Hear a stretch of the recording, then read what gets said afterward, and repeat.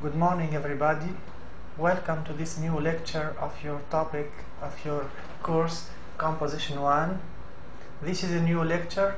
We're going to see a new chapter, a new topic and new ideas. Today we are going to speak about city life in chapter 2. In this chapter you are going to write a descriptive paragraph of the place where you live. To prepare for this descriptive paragraph, we are going to look at some adjectives that we may use when we describe places, and also we are going to study some paragraphs in which we have descriptions of cities and places in the world. Okay, we start with the exercise of before you write. Exercise 2 on page 24-25. You can open your books on page 24-25. Exercise 2. In fact, in this exercise we have some new vocabulary that you may use when you describe the place where you live. The adjectives are bitter. Bitter means having a sharp acid taste, like lemons or vinegar. We have bright. Bright means having a lot of light and shining. It's the opposite of dark. Colorful, with many colors. And we have the adjective cramped, means small and crowded. The next adjective is foul. Foul means very dirty, and its taste or smell is unpleasant and disgusting. The next adjective is gloomy. Gloomy means dim and dark. The next adjective is noisy. Noisy means with loud voices or loud unpleasant voices. The next adjective is rotten. Rotten means bad or decayed. Another adjective is rough. Rough means not smooth. Not smooth. The next adjective is salty. Salty, having the taste of salt. The taste of salt. And the next adjective is soft. Soft means completely even, with no rough areas. Another adjective is sour. Sour is a sharp taste, having a sharp taste, like the taste of lemon and vinegar. Another adjective is smooth. Smooth means something which is smooth. It is uneven, completely even, with no rough areas. And the last adjective is spicy. Spicy, having a strong, hot flavor. Those are our adjectives. In fact, because in this chapter you are going to write a descriptive paragraph about the place where you live, your neighborhood, for example, or your street, your dormitory, your apartment or house, or your room. A good description should include sense details. Those are sense adjectives, like the things you can see, hear, touch, or taste and smell. In this exercise, exercise 2, you are going to put the adjectives in the right column. The adjectives should be classified as things that we can see, or things that we can hear, things that we can smell, things that we can taste, or things that we can touch. We start with the first adjective, bitter. Bitter, we said that bitter is having a sharp taste, sharp acid taste.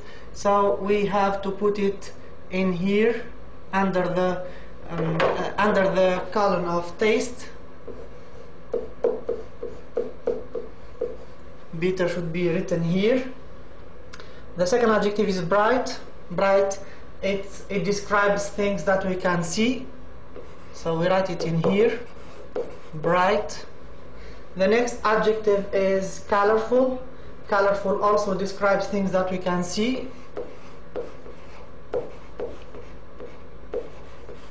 Colorful. The next adjective is cramped. Cramped means small and crowded. It describes things that we can see. Cramped. Another adjective is foul. Foul means an unpleasant taste or smell. We can write it in both columns, taste, smell and taste. So here we write foul in here and foul in things that we can taste. The next adjective is gloomy. Gloomy means dark, dim or dark. It's something that we can see. So we write gloomy in the column of things that we can see. The next adjective is noisy. Of course, noisy is about hearing, or we can say noisy when we hear unpleasant sounds or loud voices. So we write it under the column of things that we can hear. Noisy. Next we have rotten. The adjective rotten. In fact, a rotten fruit has a bad or unpleasant smell and taste. Okay, so rotten, we can write it under the column of smell and taste. Okay, then we have the adjective rough. Rough means having not even. Okay, rough means not smooth. Okay, so here we speak about touch and hearing. We can say that his voice is rough, so we classify it under the column of things that we can hear and things that we can touch. Rough. Okay, next we have salty.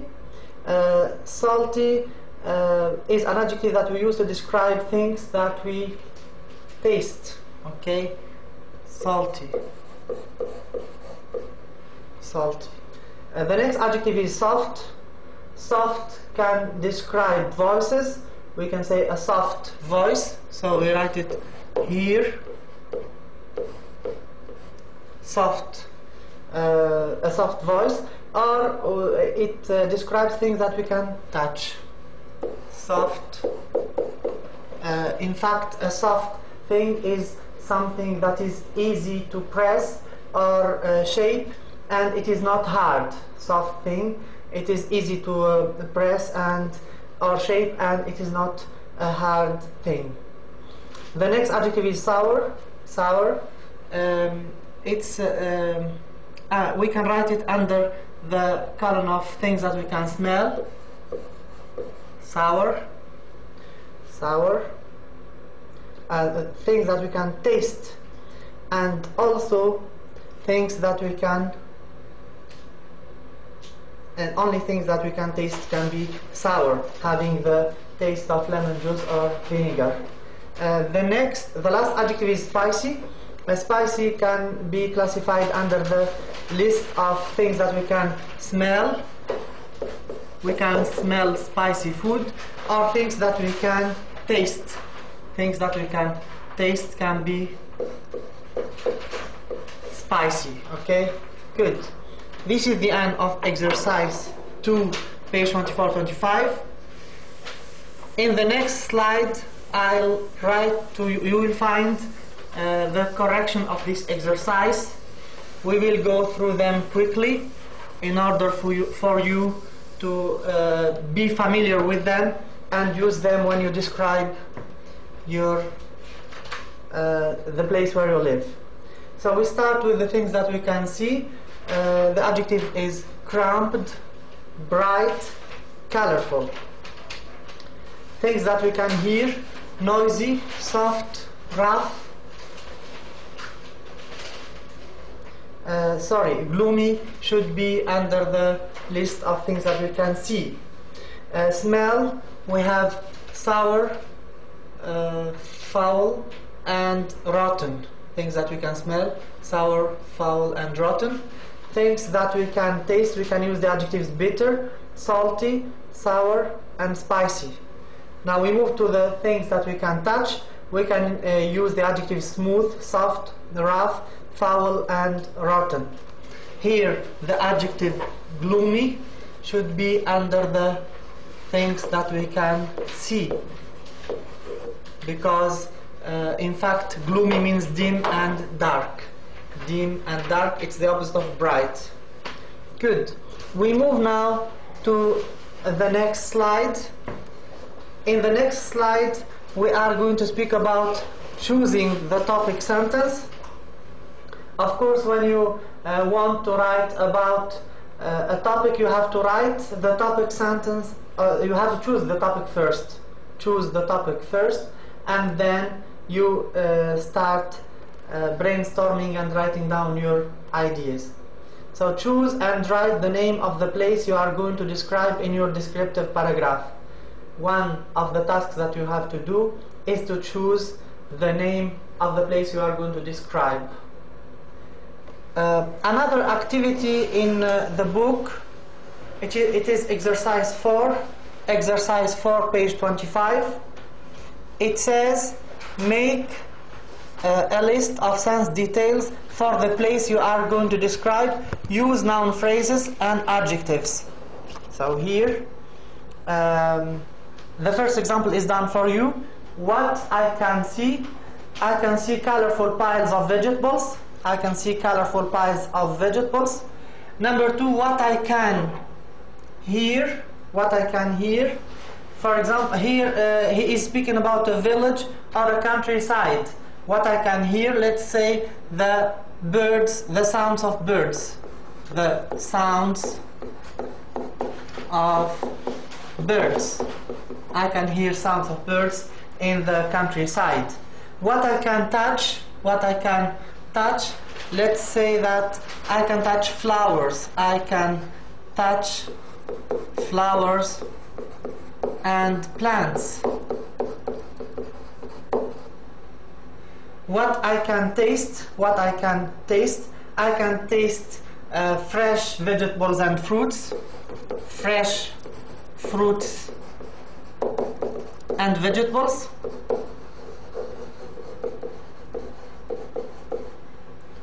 Next, number 5, what I can smell. Of course, in the countryside we can smell flowers, scents, scent, and maybe the scent of grass, okay, and other plants. Let's look at the correction of this exercise. So make a list of sense details for the place you are going to describe. Number 1, what I can see, colorful piles of vegetables. What I can hear, the sound of birds.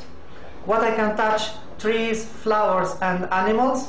What I can taste, fresh fruits and vegetables. What I can smell, the scent of flowers. I can smell the scent of flowers in the countryside. Let's move to the next exercise.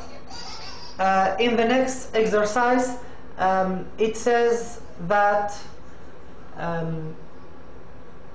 it's about describing feelings. In your descriptive paragraph, you will include the feelings and options you have about the place you describe. So here, when you want to write a descriptive paragraph, your feelings and your opinions should be stated in your paragraph. You describe the place and also describe your feelings and opinions. The example is, my bedroom makes me feel relaxed and calm. My bedroom makes me feel relaxed and calm. Here the writer speaks about his feelings when he is in his bedroom. Okay. We move to another exercise in the building vocabulary. It's exercise 7, page 26. Open your books on page 26. Exercise 7. Exercise 7, page 26.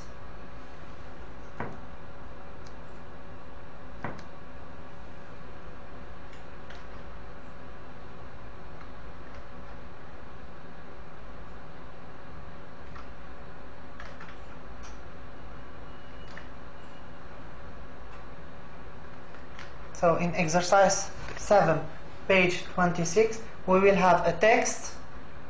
It says identifying descriptive words and phrases. We have a text. The text is in front of you now. The title of the text is My Neighborhood. The title of the text is My Neighborhood. It says, read the following paragraph. Notice the effect the details have on the writing. Underline the descriptive words and phrases. So here we are going to read the text and we are going to underline the descriptive detail words and phrases. Okay, we start reading the text. My neighborhood is fascinating because people from all over the world live in it. When I walk down the main street of my neighborhood, I can hear the unfamiliar sounds of languages from all over the world. Each ethnic group has its own colorful shop or fascinating restaurant. On a warm evening, I can smell the sweet melons from the Korean produce store and the spicy curries from the Indian restaurant. These smells are free, but for a small price I can also buy any of 50 kinds of cheeses with strange names from one store, or exotic Asian vegetables and the spices to cook them in from another. The people of the neighborhood take pride in their surroundings. On almost every street they plant trees and flowers from their native countries to remind them of home and to brighten up the dull grey cement and run down apartment buildings. One of my neighbors plants delicate Scottish flowers every year in memory of her mother's garden in Scotland. Another neighbor has a Chinese vegetable garden in window boxes. I don't need to buy any airplane ticket to experience the world. A walk around my neighborhood can be just as exciting. This is the paragraph. In fact, the paragraph is full of words and expressions that can be used to describe a place or to describe something. Let's look at the correction. We have here all the descriptive words and phrases underlined. We will read the paragraph and see them together. My neighborhood is fascinating because people from all over the world live in it. So fascinating is the first descriptive word. It's an adjective. It means very interesting. When I walk down the main street of my neighborhood, I can hear the unfamiliar sounds of languages from all over the world. So here we have unfamiliar is an adjective which describes sounds that are not familiar to us, like other languages that we don't understand. Each ethnic group has its own colorful shop or fascinating restaurant. On a warm evening, warm is an adjective that describes the evening. Okay, it's not cool and it's not hot. Okay, on a warm evening, I can smell the sweet melons from the Korean produce store and the spicy curries from the Indian restaurants. We have the adjective sweet to describe melons and the adjective spicy to describe curries. These smells are free, but for a small price. So here the smells are free without paying money, an adjective describing the smells. I can also buy any of 50 kinds of cheeses with strange names from one store, or exotic Asian vegetables and the spices to cook them in from another. So here we have strange names that which are not Arabic names or English names, are strange to people. Okay, so names of other countries or of people from other countries and people from other cultures are strange to us. And we have exotic Asian vegetables. Also exotic describes the vegetables. The people of the neighborhood take pride in their surroundings. On almost every street they plant trees and flowers from their native countries. We have the adjective native describing countries. Native means the country from where people are from. People are originally from. So here it says, on almost every street they plant trees and flowers from their native countries to remind them of home and to brighten up the dull grey cement and run down apartment buildings. Dull grey means dark and gloomy. One of my neighbors plants delicate Scottish flowers every year in memory of her mother's garden in Scotland. Delicate describes the flowers. The flowers are small and pretty.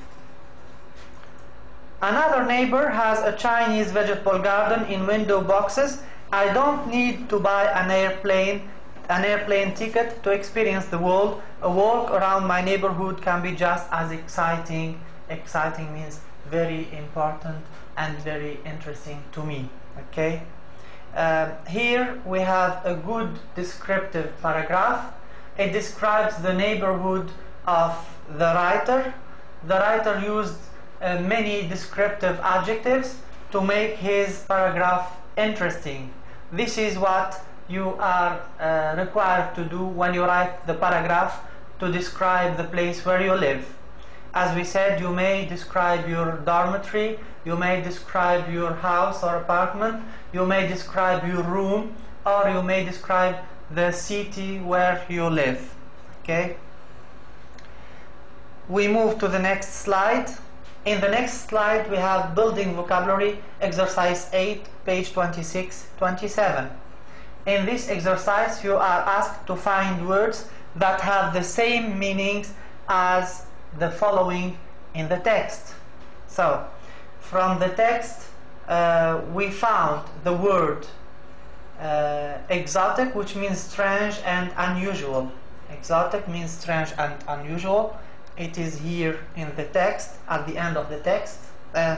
I'm sorry, it's in line 7. In line 7 you have our exotic Asian vegetables. Now we move to the second expression. We want to find a word that means small and pretty. Small and pretty. In the text, the word delicate means small and pretty. So here, delicate means small and pretty. Number 3, very interesting. Very interesting. The word fascinating in the text means very interesting. Fascinating. The word fascinating in the text means very interesting. Number 4, to make pretty. To make pretty. To brighten up. To brighten up means to make pretty.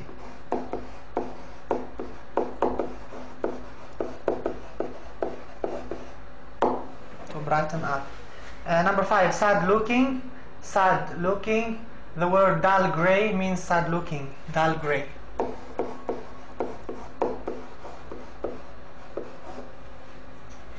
The last word, number 6, to be proud of, is to make pride in, or to take pride in. It's in the text. Take pride in. Take pride in. So these are the words that have the same meaning as the words on the left. Okay. We move to the next slide, in which you have the correction of this exercise.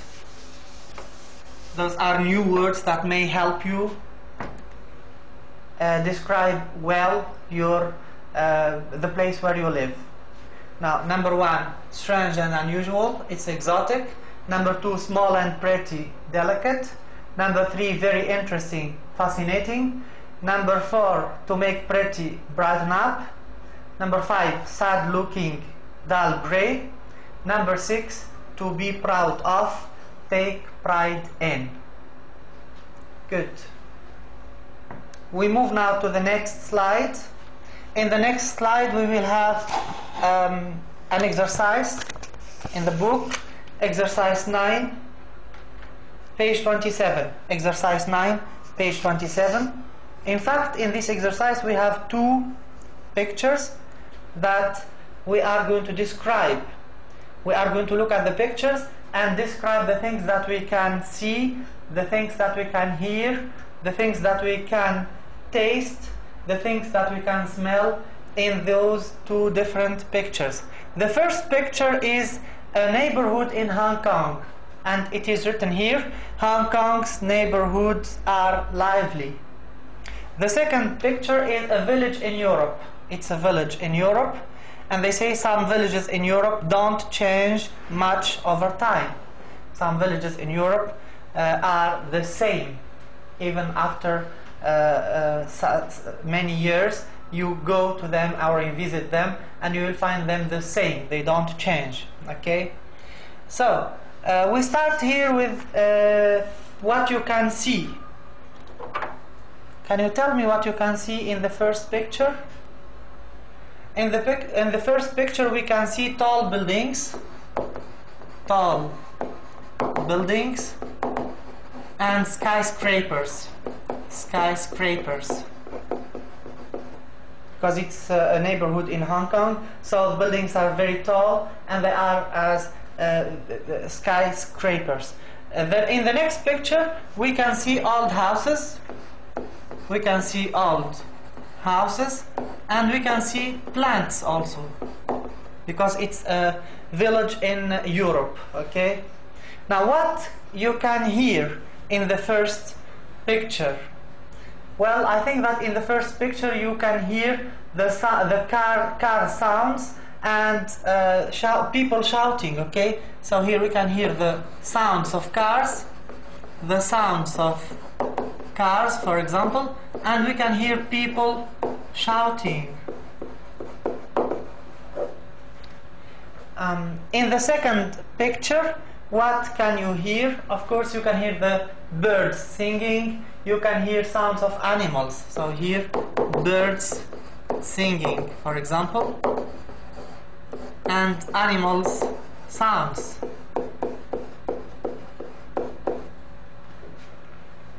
Number 3, what you can smell. If you look at the first picture, which is the neighborhood in Hong Kong, what can you smell? Of course, you can smell the smoke from cars and factories. So here we can smell smoke coming from cars and factories.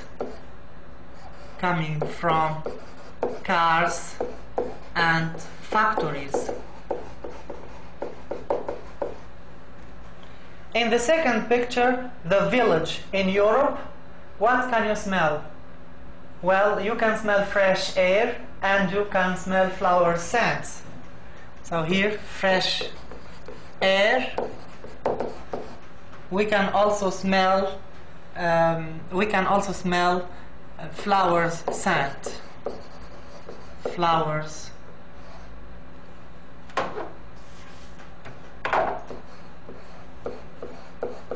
Scent. We move to the next question, or the next part, number 4. What you can taste. In the first picture, you can taste spicy food from restaurants.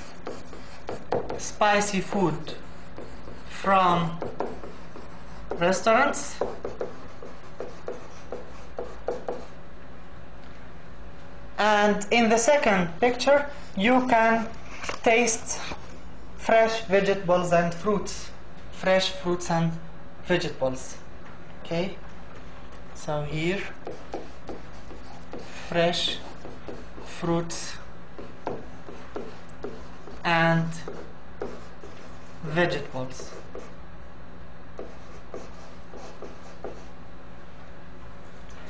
Number 5 is, what can you feel? In the first picture, you can feel that people are nervous and stressed. But in the second picture, you can feel that the people are relaxed and calm.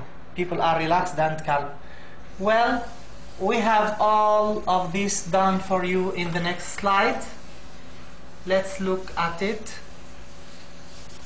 in the next slide. This may help you when you describe the place where you live. Okay, if you are going to describe your city, you may use some of these ideas to describe your city, have a better description of your city. Now, what you can see, we have tall buildings, skyscrapers in the first picture, in the town or in the city, and we can see old houses and plants in a village. What you can hear, noise of the cars, people shouting in the city, but birds singing, animal sounds in the village.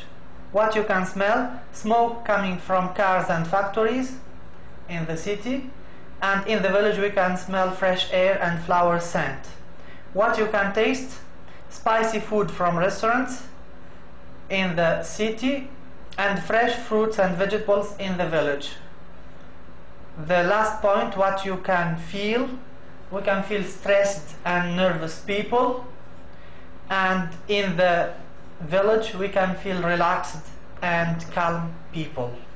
So all of these are descriptive details that you may use when you describe the place where you live.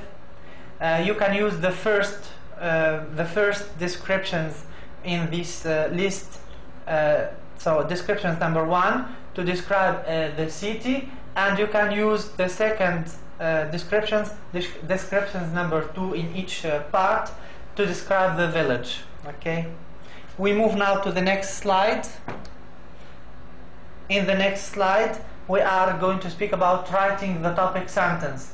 As we said in the first chapter, before you write you have to choose the topic, and then you have to brainstorm, and then you have to organize your ideas, and the fourth step is to write your topic sentence. Okay, in a descriptive paragraph, the topic sentence is general enough to unite all the descriptive details in the paragraph, but focused enough to grab the reader's attention. So here, our topic sentence should be general enough to make us use or speak about all the details that we want to mention in the paragraph, and also it should be focused enough in order for us to grab the reader's attention and to make the reader aware of what are we going to describe. Now, there are 2 advices when you write your topic sentence in a descriptive paragraph. The first one is, do not use vague and uninteresting adjectives like the adjectives nice, good, bad. So those are vague adjectives and they are uninteresting, and also they make the topic sentence too general. When you say, for example, my room is nice, this is too general. You cannot speak about all the details in your paragraph. The second advice is that you should use specific and interesting adjectives such as fascinating, charming, and perfect. So the adjectives that we should use in our topic sentence should be interesting and specific to make us able to write about the details of the topic sentence. Now, exercise 10, page 28. It's an exercise that is related to writing the topic sentence. Open your books on page 28. So here the exercise says choosing the best topic sentence. Choosing the best topic sentence. For each set of topic sentences below, put a tick mark next to the best topic sentence, the one that is focused and interesting. Let's start with number 1. The topic is my room. The topic is my room. The first sentence is, my room is a perfect place for one person to live. What do you think? This is a good topic sentence because here we have an interesting adjective, and the topic sentence is not too specific and not too general. So this is a good topic sentence. A is a good topic sentence. B says many people live in single rooms. Do you think this is a topic sentence or not? No, it is not a topic sentence, because here we have, it is too general, okay? We are going to speak about many people, and we are going to speak about single rooms. It is too general and it is not interesting as a topic sentence. C is not a good topic sentence, as it contains an adjective which is vague and uninteresting. It says my room is nice. It is not a good topic sentence. Number 3, I love the big windows. I love the big windows. This is not a good topic sentence because it is too specific. Too specific. We move to the next set, number 2. The topic is my house. My house. We start with A. There are a lot of houses like mine in my neighborhood. Well, this is not a topic sentence. It's not a good topic sentence because here it is not focused and it is too general, okay? He doesn't specify what he's going to write about. Number 2, I love my house because it is filled with happy memories. This is a good topic sentence, as the writer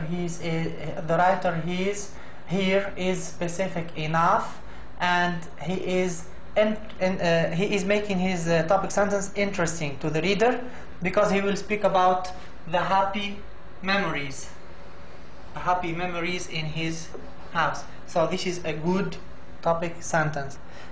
C, big houses are best. This is not a good topic sentence. It is too general, and it starts with another generalization. It speaks about all big houses, and the opinion is that they are best. The sentence is not good. Anyway, D, my family lives in a good house. My family lives in a good house. We have the adjective good. We said that good is a vague and uninteresting adjective, so this is not a good topic sentence. Topic number 3 is my dormitory. My dormitory. A, my dormitory has never felt like home to me. What do you think? I think this is a good topic sentence because here the writer is being specific enough in order to write about how his dormitory is never like his home. So he is going to speak about the difference between his dormitory and home, or life in the dormitory and life at home. So this is a good topic sentence. B, I live in a dormitory. That's a too general topic sentence. We cannot specify what are the details we want to speak about here. So it's not a good topic sentence. C, dormitories are where students live. This is not a good topic sentence because it seems like a definition, and there is no controlling idea. We don't know exactly what the paragraph will be about, and it's not interesting for the reader, okay? D says, the cafeteria food in my dormitory is good. Well, this doesn't speak about the topic. The topic speaks about the dormitory, and here he will write a topic sentence which will make him speak about the cafeteria food in his dormitory. So it's too specific and it is irrelevant to the topic. Not a good topic sentence. We move now to the correction of this exercise. This exercise will be corrected in the next slide. Well, for the topic my room, we chose the best topic sentence is A. My room is a perfect place for one person to live in. For the second topic, my house, we chose the topic sentence B. I love my house because it is filled with happy memories. For the third topic, my dormitory, we chose the topic sentence A, which is my dormitory has never felt like home to me. Good. An exercise for you to do at home is exercise 11, page 29. It says write a draft topic sentence for your descriptive paragraph. Now you chose the topic, you chose the place you are going to write about, and now you should start writing the topics by writing your topic sentence in order to know what your paragraph will look like. We move now to the next slide. In fact, we are still in part 1. Then in the next slide, we are going to look at using graphic organizers on page 29.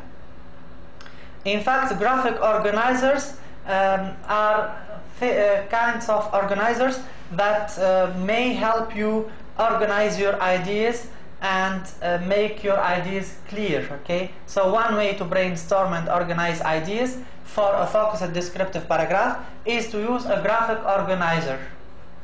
Graphic organizers show how ideas are connected to each other. In the graphic organizer, you show the writer, or you show yourself, how the ideas are connected to each other. The mind map is an example of a graphic organizer, and let's look at page 29. We have here a graphic organizer which is called a mind map. A mind map. In fact, here we have the topic sentence in the center. We have the topic sentence in the center. The topic sentence is, my neighborhood is fascinating because people from all over the world live in it. And then we will have the main supporting details. They are directly related to the topic sentence, so they are connected directly to the topic sentence. The first main supporting detail is different languages. Neighbors take pride in neighborhood, and ethnic shops and restaurants. And here we will have the secondary details.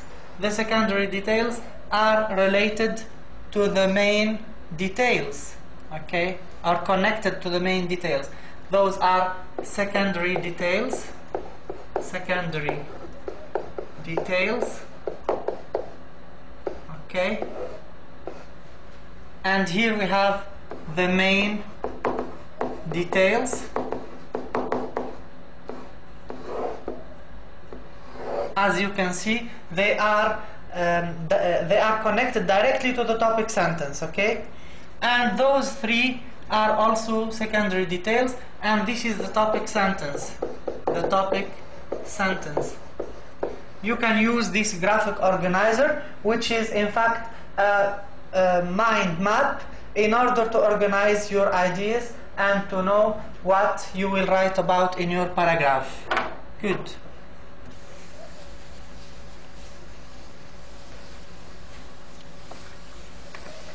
We will move now to another part of organizing or using graphic organizers.